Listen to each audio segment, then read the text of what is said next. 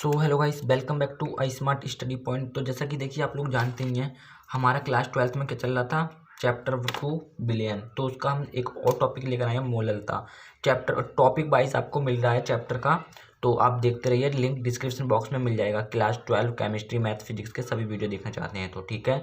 और चैप्टर आपको आप चैप्टर वाइज मिलेगा और टॉपिक वाइज मिलेगा, ठीक है। इसी क्रम में जो अगला टॉपिक है वो है मोललता, चैप्टर 2 का, ठीक है। तो देखिए, मोललता क्या होती है, इंपॉर्टेंट टॉपिक है, वेरी वेरी इंपॉर्टेंट। 1 किलोग्राम विलायक में उपस्थित विलय पदार्थ के मोलों की संख्या को मोलरता कहते हैं। इसे स्मॉल एम से प्रदर्शित करते हैं और मोलरता को हम कैपिटल एम से प्रदर्शित करते हैं, ठीक है।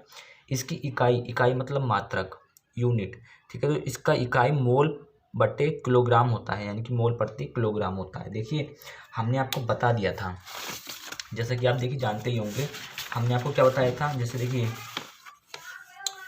अब देखिए, जैसे कोई आपके पास बिलियन होगा, बिलियन, ठीक है। ये ग्लास है, इसमें पानी है, ठीक है। इसमें आप चीनी डाल रहे हैं, चीनी या नमक, मान लीजिए नमक भी डाल रहे हैं, ठीक है।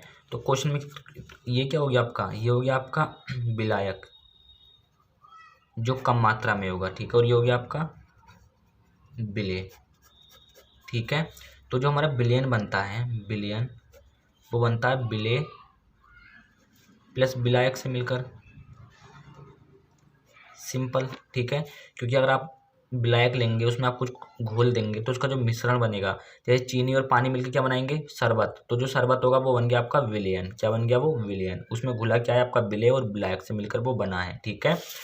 तो 1 किलोग्राम विलायक, अब आपका विलायक क्या होगा, विलायक जो होगा वो आपका 1 किलोग्राम होगा। कितना, 1 kg, यानी कि 1 किलोग्राम, ठीक है। विलायक में उपस्थित विलय पदार्थ के मोलों की संख्या, अब देखिए विलय क्या है, चीनी है या फिर नमक है।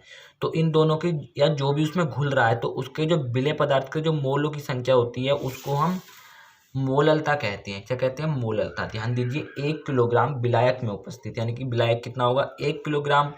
तो जो 1 किलोग्राम विलायक में उपस्थित विलय पदार्थ के मोलों की संख्या जो है, जो उसमें घुलेगा, या नमक घुल रहा है या कुछ भी घुल रहा है जो कम मात्रा में है, उसे हम बोलते हैं उसकी मोललता बोलते हैं, ठीक है। क्या बोलते हैं, संख्या को मोललता कहते हैं। इसे कैपिटल एम से प्रदर्शित करते हैं। इसकी इकाई मोल प्रति किलोग्राम होता है।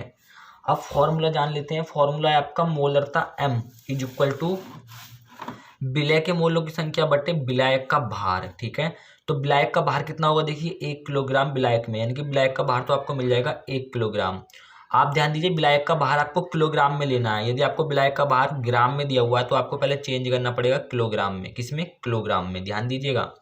तो देखिए, विलायक का भार तो आपको क्वेश्चन में मिल जाएगा आसानी से, लेकिन विलय के मोलों की संख्या कैसे निकालेंगे, विलय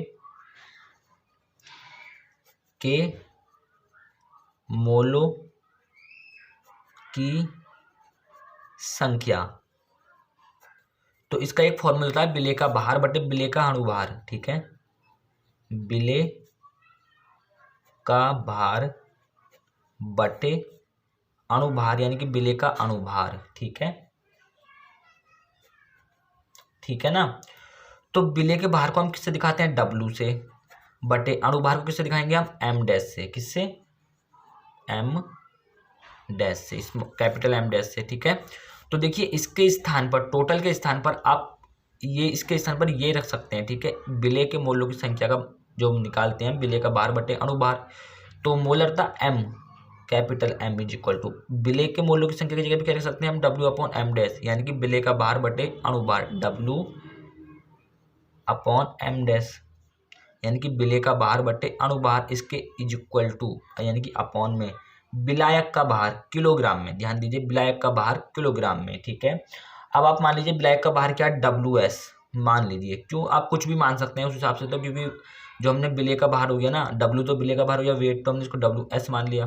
तो यदि आपको ग्राम में दिया हुआ होगा, तो आपको कन्वर्ट करना पड़ेगा, इसको चेंज करना पड़ेगा किलोग्राम में, क्योंकि आपको विलायक का भार किस में लेना पड़ेगा, किलोग्राम में। तो आपको सिंपली 1000 से भाग दे देनी। क्यों, क्योंकि 1 किलोग्राम में 1000 ग्राम होते हैं, ठीक है। तो जो M का फॉर्मूला बनेगा, यानी कि कैपिटल M का, यानी कि मोललता का, वो बनेगा W upon M dash into WS, sorry, ये 1000 ऊपर चला जाएगा मल्टीप्लाई में, 1000 बटे ये इसके अपॉन में आ जाएगा WS, क्योंकि ये ऊपर जाएगा गुणा में तो पलट जाता है। तो ये फॉर्मूला बन जाएगा, ठीक है। डब्ल्यू अपॉन एम डैश आप जानते हैं क्या है, जो विलेय का अणुभार, विलेय का भार बटे अणुभार, यानी कि विलेय के मोलों की संख्या है डब्ल्यू अपॉन एम डैश। और अगर आपको कोई भी जैसे विलायक का भार यदि आपको ग्राम में दिया हुआ तो आपको उसको चेंज करना पड़ेगा किलोग्राम में। अगर किलोग्राम में दिया हुआ सीधे तो चेंज नहीं करना पड़ेगा, ठीक है। सिंपल तरीके से ये देखिए हो चुका है, कोई दिक्कत नहीं है, बता दिए कहीं भी आपको कन्फ्यूजन है तो, ठीक है। तो चलिए एक नोमेरिकल देख लेते हैं इसका, ठीक है। नोमेरिकल भी आपको हल करेंगे तो आपको पूरा क्लियर हो जाएगा। एक बार और समझ लीजिए, 1 किलोग्राम विलायक में उपस्थित, यानी कि विलायक कितना होगा 1 किलोग्राम। तो जो 1 किलोग्राम विलायक में उपस्थित जो विलय पदार्थ के मोलों की संख्या को हम मोललता कहते हैं। इसे हम कैपिटल एम से प्रदर्शित करते हैं, इसकी इकाई यानी कि मात्रक मोल प्रति किलोग्राम होता है। फिर ये फॉर्मूला हो जाएगा मोलरता एम बराबर मोललता, ठीक है। मोललता एम बराबर विलय के मोलों की संख्या बटे विलय का भार, किलोग्राम में लेना पड़ेगा, ध्यान दीजिए। और विलय के मोलों की संख्या कैसे निकालेंगे, जो भी आपको दिया होगा विलय का भार बटे अणुभार से। विलय के भार को हम डब्ल्यू से दिखाते हैं और अणुभार को हम एम डैश से दिखाते हैं। तो बस विलय के मोलों की संख्या की जगह पे हमने विलय का भार बटे अणुभार रख दिया। और यदि आपको विलय का भार वो हमने डब्ल्यू एस मान लिया है और इसको क्या मान लिया 1000, ठीक है। यानी कि आपको भार जो किलोग्राम में दिया हुआ है यानी कि ग्राम में दिया हुआ है तो उसको कन्वर्ट करेंगे 1000 में। अब डब्ल्यू क्या है, डब्ल्यू बताइए क्या है, विलय का भार, विलय का भार, जहां डब्ल्यू इज इक्वल टू विलय का भार, एम डैश क्या है विलय का अणुभार, ठीक है। विलय का अणुभार एम डैश, और डब्ल्यू एस क्या है, डब्ल्यू एस आपको विलायक का भार है, विलायक का भार, ध्यान दीजिए तीनों चीजें, ठीक है। ये तीनों चीजें हैं और कुछ इसमें नहीं है। चलिए करते हैं नोमेरिकल को। तो देखिए दिया हुआ 2 किलोग्राम विलायक में 5 ग्राम NaCl को घोला गया है, तो इसकी मोललता ज्ञात कीजिए। यानी कि हमें क्या निकालना है, मोललता M, ये हमें निकालना है, ठीक है। 2 किलोग्राम विलायक में, यानी कि विलायक कितना दे रखा है 2 किलोग्राम। अब विलायक क्या होता है, विलायक का भार, विलायक का भार दे रखा है आपको, कितना दे रखा है 2 किलोग्राम। अब भार को किससे दिखाते हैं हम, WS से, WS से कितना दे रखा है 2 किलोग्राम यानी 2 kg, ठीक है। अगर ग्राम में दिया हुआ होता तो 1000 से भाग देके चेंज कर लेते इसको, ठीक है। अब हमें पहले से कितना दे रखा है, किलोग्राम में दे रखा है तो कोई आवश्यकता नहीं है। अब देखिए 5 ग्राम आपको क्या दे रखा है NaCl, तो 5 ग्राम क्या है NaCl यानी कि विलय, विलय का भार दे रखा है आपको, विलय होता है ना NaCl, बता दिया ना, विलय का भार, विलय के भार को हम किससे दिखाते हैं W से, कितना दे रखा है 5 ग्राम, ये दे रखा है आपको GM लिख दिया हमने ग्राम को, ठीक है। तो 5 ग्राम, अब हम फॉर्मूला जानते हैं क्या होता है मोललता, मोललता इज इक्वल टू क्या होता है capital M, small m is equal to होता है W upon M dash is into, देखिए आपको तो सिंपल कुछ दे नहीं रखा है यानी कि 1000 बटे WS। ये आपको कब यूज़ करना है, जब आपका जो विलायक का भार अगर ग्राम में दिया होगा तब चेंज करना है, ठीक है। और जब सीधे आपको किलोग्राम में दिया हुआ तो आपको सीधे यूज़ कर लेना है मोलरता M इज इक्वल टू विलय के मोलों की संख्या, विलय के मोलों की संख्या बटे विलायक का भार, विलायक का भार किसमें किलोग्राम में, kg में, बस सिंपल ये था। अब kg में तो पहले से दे रखा था तो हम ये यूज़ कर लेंगे, लेकिन अगर नहीं दिया हुआ तो आपको 1000 ये यूज़ कर लेना, ध्यान दीजिएगा बस, और इसमें कुछ नहीं है। तो विलय के मोलों की संख्या क्या होगी, विलय क्या है आपका NaCl, देखिए विलय क्या है आपका, विलय है आपका NaCl, तो NaCl के मोलों की संख्या कितनी होगी, NaCl के मोलों की संख्या, Na की कितनी होती है, Na की होती है 23, फिर प्लस कर देना इसमें, Cl की कितनी होती है 35.5।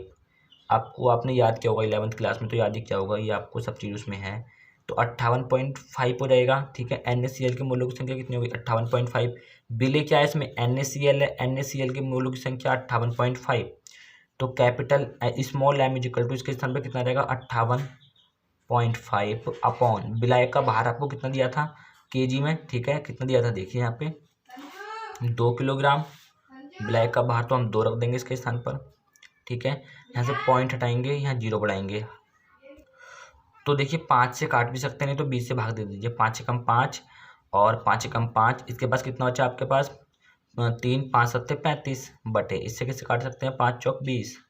ठीक है, ये आ जाएगा आपका। ठीक है, तो इतना आ गया। अब इसमें भाग दे लीजिए, बस आ जाएगा m बराबर 4 कम 4, 4 दूनी 8, बचा कितना इसके पास 3, 3 हमने से 4 सत्ते 28, 4 अट्ठे 32, 4 निम 36, 9। एक बचा इसके बाद, क्योंकि 37 हो गया था तो हमने पॉइंट लगा लिया, 0 बढ़ा लिया, 4 दूनी 8, तो इतना आ गया। ठीक है, कितना इसका मात्रक क्या होता है, आपको मात्रक हमने बताया था मोल प्रति किलोग्राम। तो ये आ गई आपकी m की वैल्यू। उम्मीद करते हैं वीडियो आपको पसंद आया है। वीडियो पसंद आया तो वीडियो को लाइक करके चैनल को सब्सक्राइब कर लीजिएगा, और कोई भी टॉपिक है तो नीचे कमेंट सेक्शन में आप बता दीजिएगा, उसका सॉल्यूशन आपको प्रोवाइड करा दिया जाएगा। मिलते हैं नेक्स्ट वीडियो में, तब तक के लिए जय हिंद, वंदे मातरम, भारत माता की जय।